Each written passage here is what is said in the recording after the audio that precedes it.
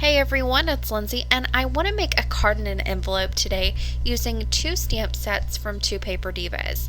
This is a Halloween card and envelope. It's really a lot of fun, and I just wanted to do something a little bit different today. So I'm starting off with a 4¼ inch by 4¼ inch white square top folding card base here. I made this myself from white cardstock, and if you want to go check out how to make card bases, you can find that on my Card Making 101 playlist on my YouTube channel.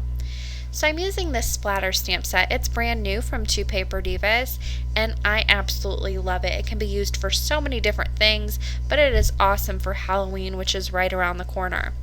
So I'm choosing 3 of these stamps. I'll just be using the 3 you see that are missing from the stamp set right here. I've loaded them all onto acrylic blocks, and I'm using some gray, dark orange, and lime green dye inks here that I'm going to be using to stamp these splatters with. I thought they were very nice Halloween colors that went well together, so that's what I decided to go with. I'm just testing these out on that scrap paper just to make sure that they are stamping well, because this is the first time I've used this set. And I'm starting off with this green stamp that I'm using here. I'll be stamping these all in green, and I'm just randomly stamping these. Now, to make this look more random, you want to make sure you turn and twist your stamps as you stamp them down onto your paper. Now I'm moving on to the orange one here, and at first I'm not stamping very many of these. I'll just randomly stamp these, and I can always come back in and fill in the little leftover areas, or anywhere I think it needs a little something extra. I can fill those in with my stamps as I need to. So I'm just stamping here and there, just making sure I twist and turn these stamps as I stamp them down. Now I'm moving on to my stamp that I am stamping with my gray. It's a very dark gray, almost black ink that I'm using here. And again, I am testing these out on that scrap paper before I bring them to my actual project, just to make sure that they stamp nicely and I don't need to clean them off or anything or prep them, as you've seen in another video that sometimes you need to do with your clear stamps. So I'm just randomly stamping this one down here and there, and then I'll come back in, like I said before, and fill in any of the little leftover spaces. Now if these overlap, that's okay. Because I'm using dye ink, they'll blend together a little bit, so it's not going to make any difference if you overlap the colors. While you're stamping too, make sure you have quite a few that hang off the edge, and that you're not just stamping full on right in the center. You want some that hang off the edge here and there, and that really just makes it look like you've created your own custom designer paper here. So I am just finishing up with my green stamp here, and then I'm going to go ahead and take off this painter's tape at the top and move on to my other stamp panel that I'm going to layer on top of this card base. So I die cut a circle, and this fits nicely right onto the card panel here. So it is about a 3½ inch circle, and I'm pulling out the Spell on Me stamp set from Two Paper Divas. I have used this before and I did a little scene with it, but today I'm just going to be using one stamp and one sentiment from this set. Now I've already used the masks, and I've already cut these out when I used them before, so I have them all ready to go, and I will use the one mask for the stamp I choose to stamp down. Now you can see I chose 3 stamps out of this set. I was originally planning to do another little scene with these, but once I stamped down that first stamp, I decided that that was enough for me, and I didn't want to overtake from that background to do a whole scene. I thought that would be a little bit too much, so I just stuck with the one stamp that I'm stamping here. I'm using Memento Tuxedo Black ink because I will end up coloring that in with some alcohol markers. But first I want to go ahead and I mask that off with the mask I had already cut out, and then I'm coming in with Black Soot Distress ink, and I am just inking up all around this circle. I'm starting from the outside and working my way in to really kind of highlight that flask that's right in the middle there. Now Black Soot is probably the darkest color of distress ink, and it is a little bit tricky to work with. Just make sure you start out with a very light hand, knock off all that little extra ink that you have on the blending tool onto a scrap piece of paper and really build up the color. So start with a very light hand and build up your color, and it becomes a lot easier to work with and you don't get as many harsh lines. You can also hold your ink blending tool at a little bit of an angle so it's not straight on coming onto the paper, and that really helps with the harsh lines that you can get sometimes too.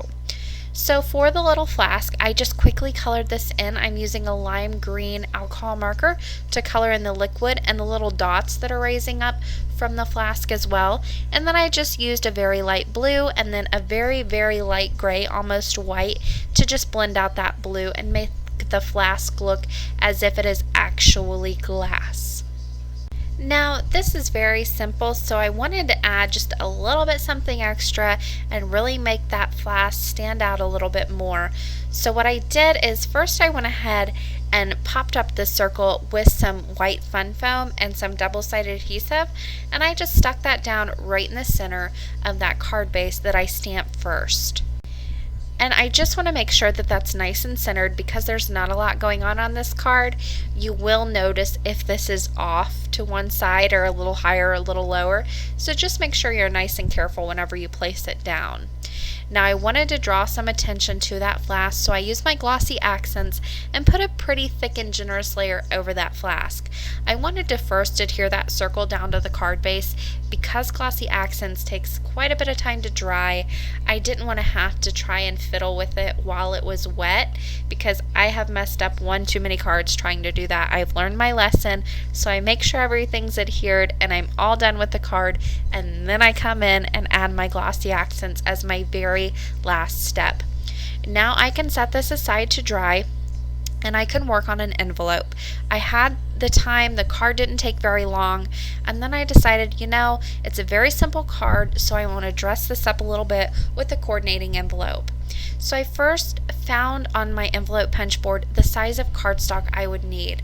I cut this down. Mine was 7.5 by 7.5 inches, so a 7.5 inch square that I cut from white cardstock, and then I just repeated that same pattern, same stamp, same color with that splatter stamp set, again from 2 Paper Divas, and I am just going to stamp up this entire square of cardstock and really fill this in and make sure that it's nice and colorful. So I finished off with my gray. I decided to go ahead and do my green and gray first since they are the largest stamps. And then this time I came back in and filled in my white spaces with that orange stamp. Again, I'm twisting and turning these stamps so they don't look identical to one another. And once I was happy with that, it's time to take this over to the envelope punch board and make this into an envelope. So you want to find the size of envelope you need. It will tell you all the information you need to know.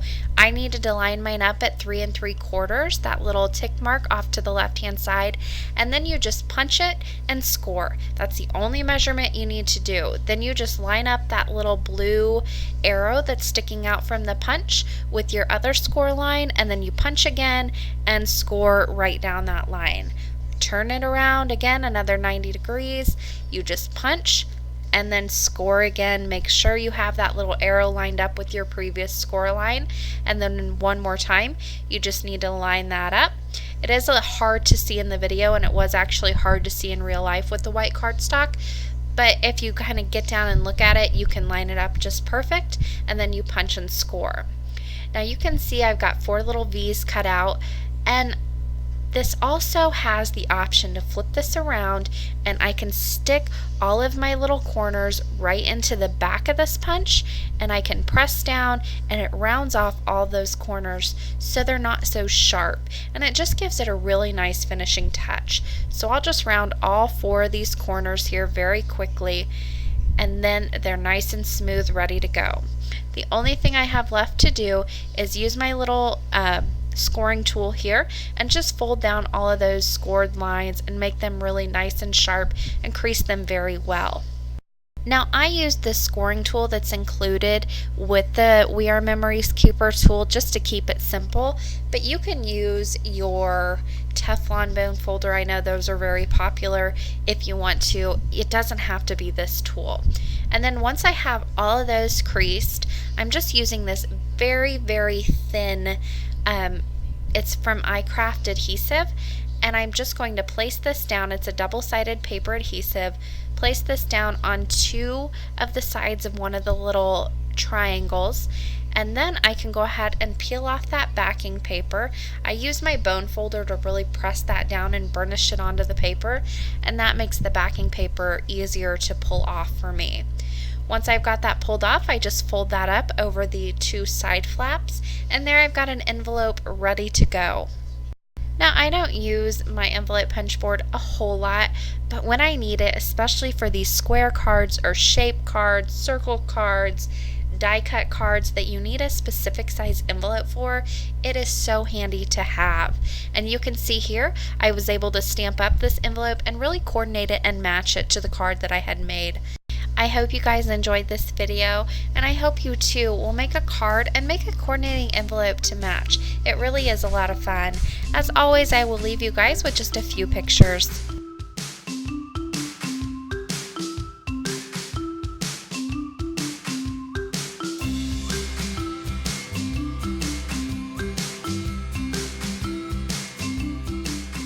For more information and the supply list, you can head to my blog, craftingwhilecaffeinated.wordpress.com. The link is in the description box below. Thank you guys so much for watching today, and happy crafting!